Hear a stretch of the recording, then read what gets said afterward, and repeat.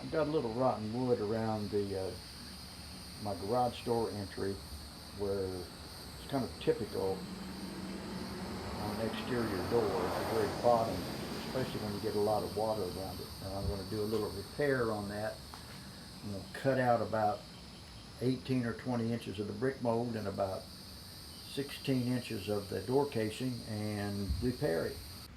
It's happening on both sides of the garage, so I'm going to have to do both of those. So let's see how we can do that.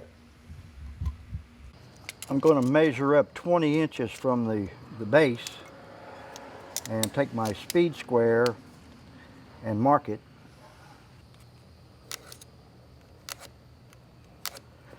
I'm going to mark it in both directions.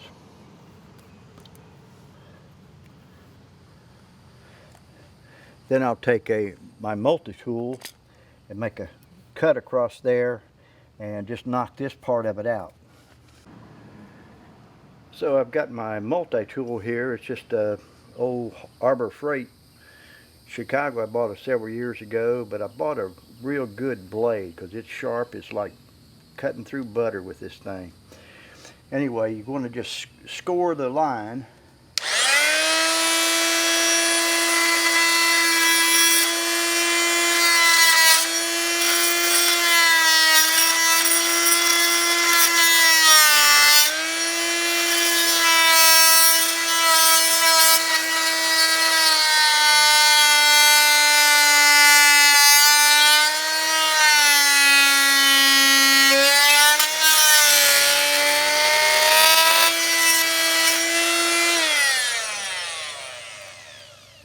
I'm going to cut the caulking out of here so it'll be away from the brick. I don't want to damage the brick.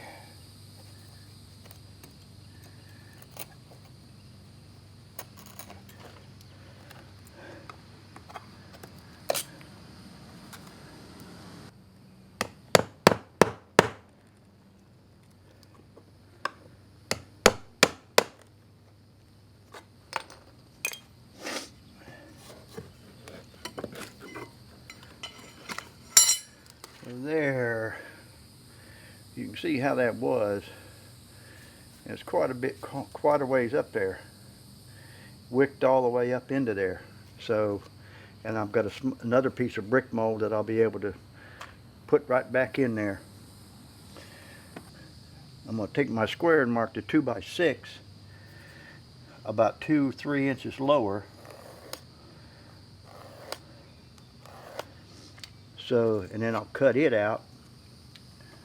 Well, it turns out this 2x6 ended up being a 1 by something. It's 4.5 inches wide. I thought it was at least 6 inches in it, but it's not. So I'm going to have to rip down a 1x6 to 4.5 inches to put this filler piece in, which is only about 18 inches anyway. But anyway, I'm going to use the multi-tool saw to take this piece out.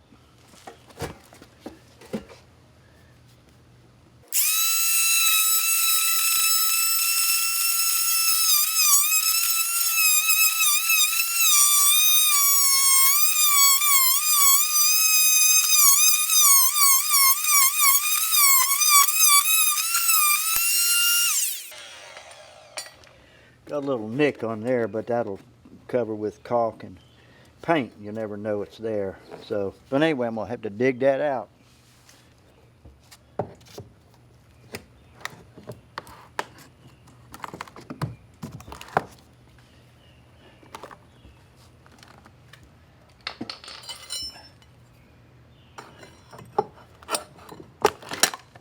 Oh, well, it came out pretty easily, easier than I thought it was going to. So, well, let's clean this up. Well, there you have it. I used a little silicone in there to kind of fill in the areas where it didn't meet up just exactly right. I'm going to paint it, and then I'm going to put the other strip on there, the weather strip on there for the garage door. But all in all, I think it looks pretty good so far. Well, there you have it. It's all complete.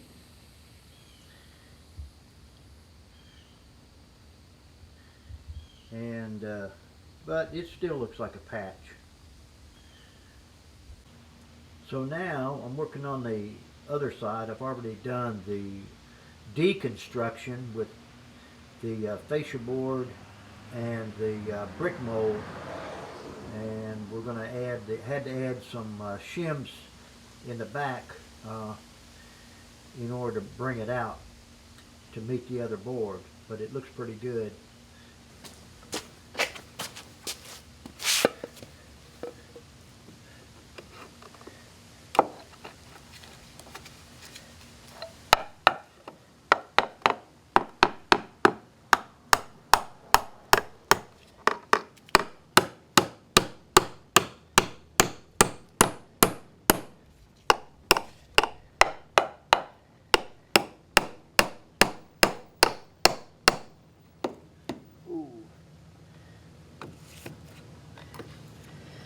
That's going in too far. That's going in too much. Like that. Have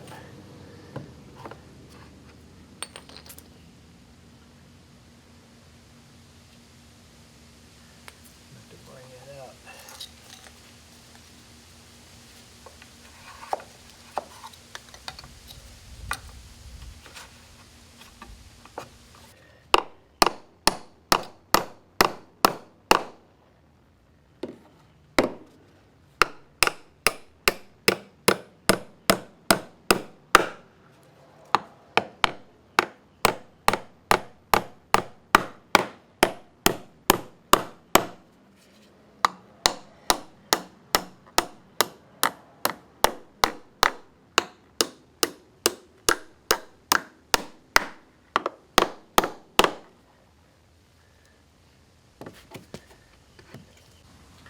See, I had to shim that out a little bit more to make it come out even, but I think it looks pretty good. I'm gonna have to cut. I'll cut those two shims off with my multi-tool.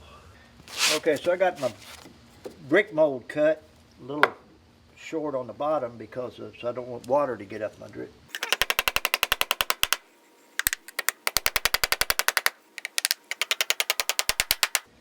There, that went in pretty good. That went in better than the other side, and it looks a whole lot better.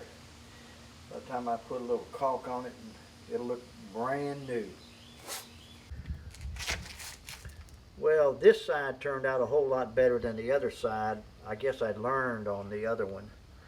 But there it is, all finished. I've got it caulked, and I'm going to put a coat of paint on it, and I've got the other weather stripping on it that was bad for the garage door. And I'll paint it and show you what it's going to look like. Well, there you have it. Looks pretty good. You can hardly see that seam right there. I painted it. I've got another coat of paint to put on it, but I think it turned out pretty good. I learned from the other one. But it's an easy repair for an age-old problem with your door casings around wet openings.